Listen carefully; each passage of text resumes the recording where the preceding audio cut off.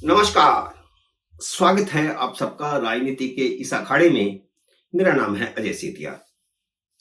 मित्रों, आप मानो या ना मानो, केजरीवाल ने इस्तीफे का ऐलान करके मास्टर स्ट्रोक तो मार दिया है।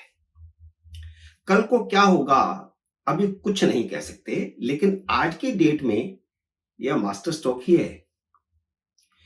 उनसे इस्तीफे की उम्मीद तो कोई नहीं कर रहा था। जो बंदा जेल में रहकर भी इस्तीफा नहीं दे रहा था, जिसने नैतिकता को ताक पर रख दिया था, वह बंदा जेल से बाहर आकर के इस्तीफा देगा, ऐसी कोई सोच भी कैसे सकता था।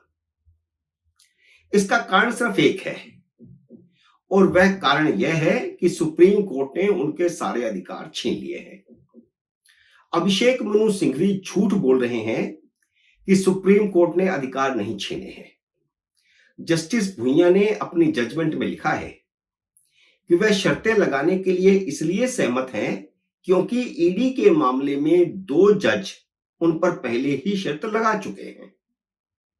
केजरीवाल ने नैतिकता का चोला पहनते हुए कहा है कि वह जनादेश के बाद ही मुख्यमंत्री की कुर्सी पर बैठेंगे, लेकिन यह बात तो उन्हें सुप्रीम कोर्ट ने ही कह दी है कि वह मुख्यमंत्री की कुर्सी पर नहीं बैठेंगे। तो जनता के सामने इस तरह का नौटंकी क्यों कर रहे हैं? लेकिन इसके साथ ही उन्होंने यह कहकर संविधान को ही चुनौती दे दी है कि उन पर लगे भ्रष्टाचार के आरोपों पर जनता फैसला करेगी। जिस सुप्रीम कोर्ट ने उन्हें जमानत दी है, उसके फैसले को ही उन्होंने अंतिम फैसला मानने से इनकार कर दिया है। यह संविधान को सीधी चुनौती है, यह लोकतंत्र को सीधी चुनौती है, यह कानून व्यवस्था को सीधी चुनौती है, यह कानून के शासन को सीधी चुनौती है। और इससे साबित होता है कि राहुल गांधी हो या केजरीवाल, ये लोग संविधान का कितना सम्मान करते हैं। राहुल गांधी के चमचों ने जिस तरह एक सवाल पूछने पर अमेरिका में इंडिया टुडे के पत्रकार की पिटाई की है, उससे राहुल गांधी का बोलने लिखने की आजादी की पोल भी खुल गई है, जिसकी वे दुहाई देते हैं कि मोदी के राज में बोलने लिखने की आजादी नहीं रही, मीडिया स्वतंत्र नहीं रहा। लेकिन आपके राज में क्या होगा, यह तो आपने अमेरिका में इंडिया टुडे के पत्रकार के साथ करके दिखा दिया। और आपकी पार्टी के अध्यक्ष मल्लिकार्जुन खड़गे जम्मू कश्मीर में जाकर के कहते हैं कि अगर 20 सीटें इंडिया अलायंस की ओर आ जाती तो मोदी और बाकी सारे भाजपा के नेता जेल में होते। तो आप शासन करने के लिए सत्ता नहीं चाहते, आप जनता को सहूलतें देने के लिए सत्ता नहीं चाहते, आप अपने विरोधियों को जेल में डालने के लिए सत्ता चाहते हैं। पर आज हम बात केजरीवाल की कर रहे हैं, तो केजरीवाल ने अभी इस्तीफा तो नहीं दिया है। जब आम आदमी पार्टी का विधायक दल नया नेता चुन लेगा, तब वह इस्तीफा देंगे और नया नेता शपथ ले लेगा। वह गोपाल राय भी हो सकते हैं, सीनियर मोस्ट तो वही हैं, लेकिन सुनीता केजरीवाल भी हो सकती हैं। सुनीता केजरीवाल अभी विधायक नहीं है, लेकिन बिना विधायक भी कोई 6 महीने तक मुख्यमंत्री बन सकता है। केजरीवाल इस्तीफा देंगे तो उन्हें मुख्यमंत्री आवास छोड़ना होगा। मुख्यमंत्री आवास वह छोड़ना नहीं चाहते, इसीलिए तो जेल के अंदर से इस्तीफा नहीं दे रहे थे, क्योंकि जेल के अंदर से जेल जाते ही इस्तीफा देते तो केजरीवाल को अपना टीम टप्पर लेकर के गाजियाबाद में जाना पड़ता। इसलिए लॉजिकली तो लगता है कि वह सुनीता केजरीवाल को नेता चुनवा देंगे। उनका इरादा खुद को हरियाणा का मुख्यमंत्री प्रोजेक्ट करना भी हो सकता है। सुनीता केजरीवाल पिछले 1 महीने से हरियाणा में जा जाकर अरविंद केजरीवाल को हरियाणा का बेटा बता रही हैं, भूमिका बना रही थी वह। केजरीवाल जितने शातिर है ना, कुछ भी हो सकता है। मास्टर स्ट्रोक में उन्होंने बड़े बड़ों को धूल चटा दी। उन्होंने भारतीय जनता पार्टी को नवंबर में चुनाव करवाने की चुनौती दी है। हालांकि नवंबर में चुनाव नहीं हो सकते, लेकिन भाजपा में खलबली मच गई है। भाजपा ने अपना मुख्यमंत्री का चेहरा ढूंढना शुरू कर दिया है। वैसे पिछले 5-7 दिन से स्मृति ईरानी के नाम की फुसफुसाहट भाजपा में चल रही है, लेकिन भाजपा का एक तबका उनकी तुलना किरण बेदी से कर रहा है, जो अचानक दिल्ली पर लादी गई थी, लेकिन न तो वह खुद चुनाव जीत पाई न भाजपा को जिता पाई।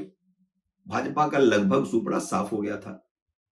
दिल्ली में भाजपा के पास ऐसा कोई चेहरा नहीं है जो केजरीवाल जितना शातिर हो। बड़े चेहरे तो हैं, लेकिन केजरीवाल जितना शातिर होना चाहिए और उनसे भी ज्यादा ड्रामेबाज होना चाहिए। केजरीवाल को वही हरा सकता है जो केजरीवाल से भी ज्यादा शातिर हो। कपिल शर्मा वह चेहरा जरूर हो सकते हैं, वे दिल्ली में हिंदुत्व का चेहरा भी बन चुके हैं, लेकिन वह खुद पिछला विधानसभा चुनाव हार गए थे। इनके अलावा सुधांशु त्रिवेदी या मीनाक्षी लेखी भी चेहरा हो सकती है। कांग्रेस के पास भी कोई चेहरा नहीं है। कांग्रेस तो ज्यादा छटपटा रही है, क्योंकि राहुल गांधी ने दिल्ली की कांग्रेस को मुंह दिखाने लायक ही नहीं छोड़ा, उसकी लुटिया ही डुबो दी। संदीप दीक्षित मुकाबले के नेता बन सकते थे, वह नहीं चाहते थे कि केजरीवाल से समझौता हो, लेकिन राहुल गांधी ने उनकी बात नहीं मानी और लोकसभा चुनाव में केजरीवाल से सीट शेयरिंग कर लिया। केजरीवाल ने जल्द चुनाव करवाने की चुनौती भाजपा को दी है, जबकि वह खुद उन्हीं का अधिकार क्षेत्र है। ड्रामेबाजी की हद देखिए। भाजपा कैसे चुनाव करवाएगी? चुनाव आयोग भी समय से पहले कैसे चुनाव करवाएगा? बुलाए कैबिनेट की मीटिंग और विधानसभा भंग करने का प्रस्ताव पास करें। नहीं तो भाजपा को चुनौती सिर्फ राजनीतिक नौटंकी है। नौटंकी की हद यह है कि वे खुद की तुलना शहीद आजम भगत सिंह से कर रहे हैं, जबकि भगत सिंह देश के लिए जेल में गए थे। आप भ्रष्टाचार के आरोप में जेल में गए हैं। भ्रष्टाचार के इतने आरोप हैं आप पर कि आप भगत सिंह के चींटी के, उसके नाखून के बराबर भी नहीं है। कह रहे हैं कि भगत सिंह भी जेल से चिट्ठी लिखते थे, उनकी चिट्ठी बाहर पहुंचाई जाती थी, जबकि उनकी राज्यपाल को भेजी गई चिट्ठी नहीं पहुंचाई गई। जेल नियमों के मुताबिक किसी भी कैदी की कोई भी चिट्ठी बिना सेंसर बाहर नहीं भेजी जाती और बिना सेंसर कैदी को भी बाहर से आई हुई उनके नाम की चिट्ठी उन्हें नहीं दी जाती। चिट्ठी क्योंकि उन्होंने आधिकारिक तौर पर लिखी थी, इसलिए नहीं भेजी गई। उस चिट्ठी के जरिए वह यह साबित करना चाहते थे कि वह जेल से भी मुख्यमंत्री के नाते काम कर रहे हैं।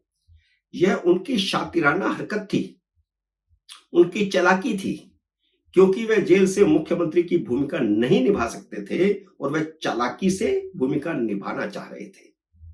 केजरीवाल ने खुद 2019 में जेल मैनुअल बदला था, जो उसमें चेंजेस करनी थी जो की, और उस जेल मैनुअल में भी यही लिखा है। भाई खुद का बनाया हुआ जेल मैनुअल है। आने वाले दिनों में केजरीवाल कई और नए नाटक खेलेंगे, ऐसे ऐसे नाटक कि जिसकी कल्पना भी आप नहीं कर सकते। देखते हैं क्या क्या रूप दिखाते हैं अरविंद केजरीवाल।